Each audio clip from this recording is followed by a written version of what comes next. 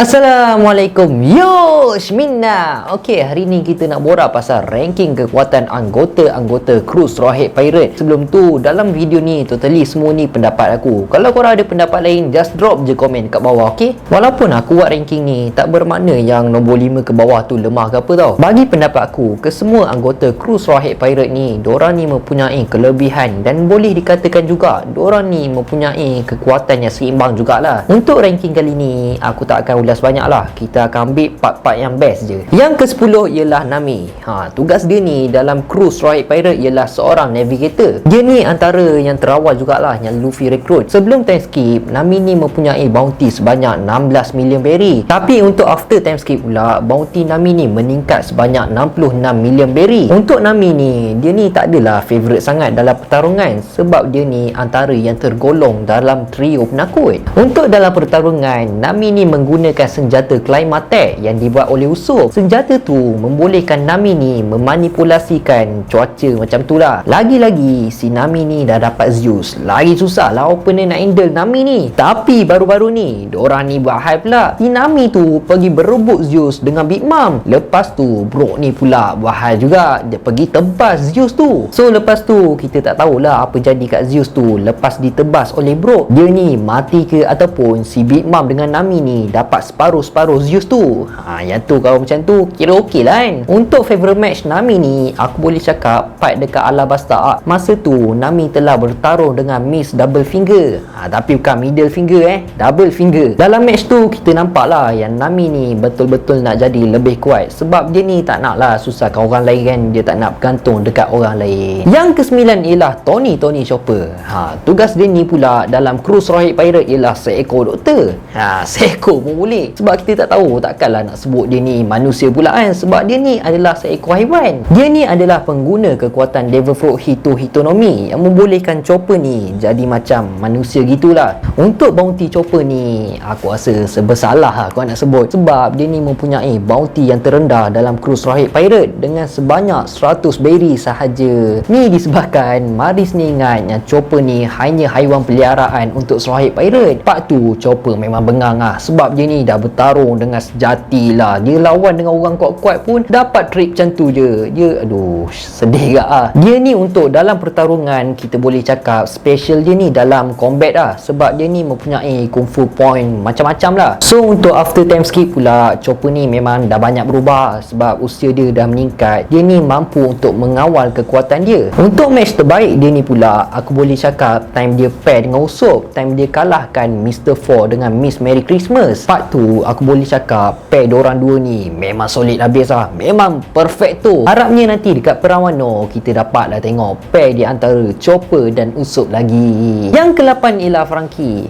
Tugas dia ni pula kita boleh cakap macam juru kapal gitulah. Kalau lah Thousand Sunny ni ada problem ke apa, ni lah kerja Franky untuk settlekan. Untuk bounty si Franky ni after Dressrosa, dia ni mempunyai bounty sebanyak 94 million berry. Time dia dapat bounty dia tu, time tu dia macam frust jugalah sebab kan bounty dia ni lagi rendah daripada Usopp. Sampaikan si Franky ni pergi cekik Usopp tu. Untuk kekuatan Franky ni, aku boleh cakap dia ni antara yang terkuat lah dalam pertarungan disebabkan dia ni mampu untuk menembak Radical Beam. Lepas tu yang paling gempak, dia ni boleh transform ke General Franky. Kalau part dia lawan bertukar menjadi General Franky, mau bercahaya je mata Luffy, Chopper dengan Usopp tu. Memang tak boleh nak buat apa, diorang impress gila. Untuk match terbaik Franky ni pula, aku sentuh sikit dekat Perang Wano. Tapi ni spoiler sikit lah, dia ni punya gila sampaikan dia ni tak takut langsung dengan Big Mom. Franky ni juga telah berjaya menewaskan salah satu makhluk The Numbers dengan menggunakan Radical Beam. Kalau korang nak tahu makhluk mana yang beliau telah berjaya menewaskan, korang boleh check dekat dalam chapter 989. Yang ketujuh ialah Brook.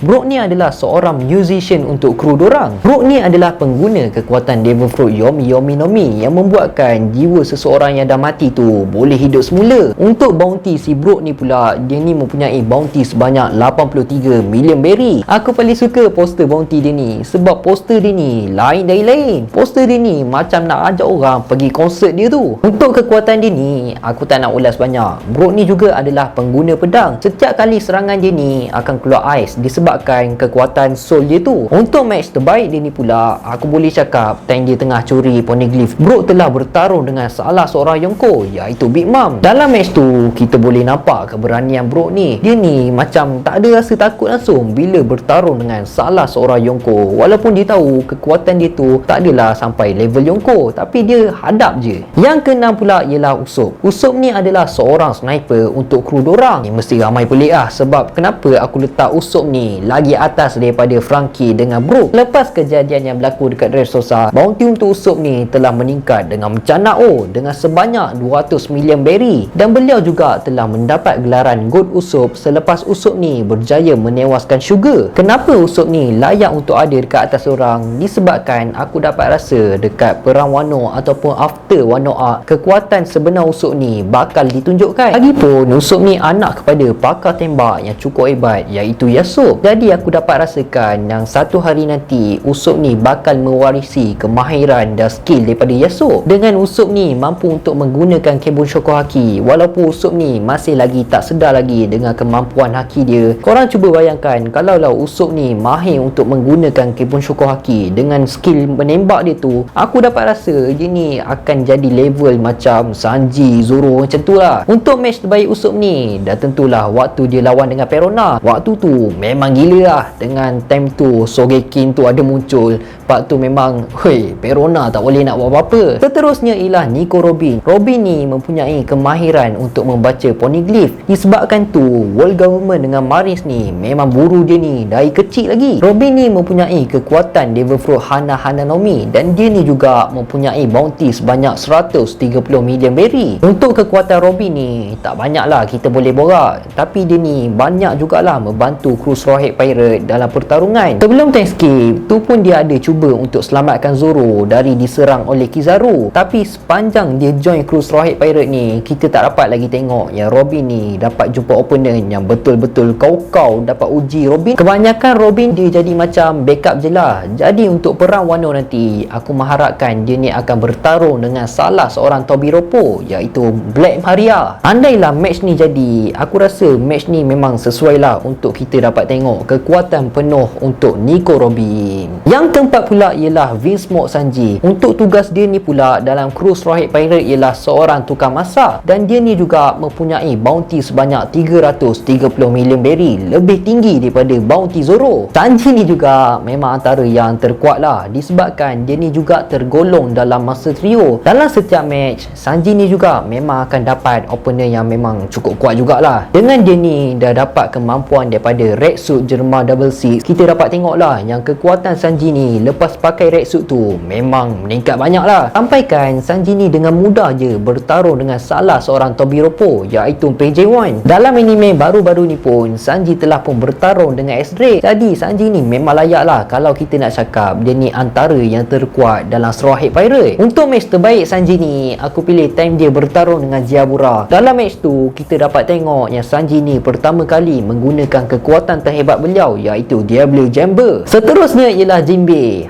Ni kalau korang tak tahu lagi, Jinbei ni dah memang official untuk join kru Straw Hat Pirates waktu di Wano. Tapi bagi aku ni bukan spoiler lah, disebabkan sewaktu di Whole Cake Island kita dah dapat tengok yang Jinbei ni dah memang betul-betul join kru dorang. Jinbei ni adalah salah seorang bekas Shishibukai, dan dia ni juga mempunyai bounty sebanyak 438 million berry. Untuk kekuatan Jinbei ni kita tak akan borak banyak. Jinbei ni juga pernah bertarung dengan Ace waktu Ace ni belum lagi join Whitebeard Pirate. Kalau perang Marineford pula, Jinbei ni memang banyaklah bantu Luffy, sampaikan Jinbei ni rela mati untuk membiarkan Luffy ni selamat. Tapi part yang paling best untuk Jinbei ni, aku boleh cakap sewaktu Jinbei ni bertarung dengan Big Mom. Tapi sebenarnya bagi aku ada dua. Part yang pertama time dia pulangkan cawang kecil tu, sampaikan Big Mom ni nak tarik dia punya jiwa. Part yang kedua pula sewaktu Jinbei ni menyerang Big Mom dengan serangan Vagabond Drill, sehinggakan Big Mom ni terkeluar daripada kapal dorang. Dua part ni memang aku cakap the best untuk Jinbei lah. Yang kedua ialah Zoro. Zoro ni adalah orang kanan untuk Monkey D. Luffy. Zoro ni juga pengguna teknik tiga pedang, dan dia ni juga mempunyai bounty sebanyak 320 million berry. Untuk kekuatan Zoro ni kita tak tahu lagi lah yang dia ni kuat macam mana after time skip selepas dia ni berlatih dengan Dracula Mihawk. Tapi apa yang kita tahu yang Zoro ni mampu untuk menggunakan Kebun Shoko dan Bosu Shoko Haki. Zoro ni aku boleh cakap dia ni adalah orang yang paling setia dekat kapten dia, sampaikan Zoro ni sanggup mati untuk Luffy. nanti. Untuk baru-baru ni, Zoro ni telah pun berjaya menewaskan dua daripada Worst Generation, iaitu Killer dan Basil Hawkins. Tapi untuk Basil Hawkins tu, kita boleh cakap match diorang ni tergantung lah. Disebabkan dalam match tu, Zoro ni bukannya dapat tebas Hawkins tu, tapi dia berjaya menebas patung jerami yang cukup besar dibuat oleh Hawkins. Dengan Zoro ni dah dapat salah satu pedang legenda, iaitu Enma,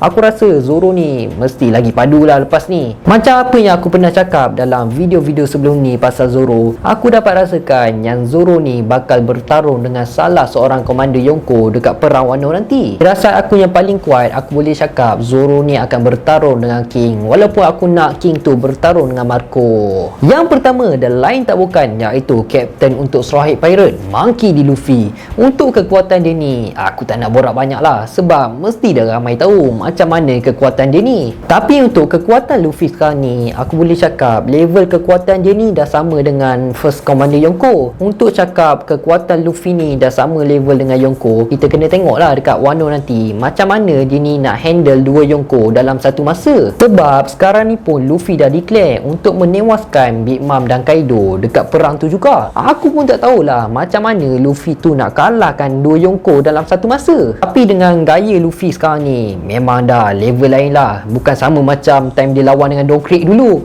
Tu part tu memang konyol.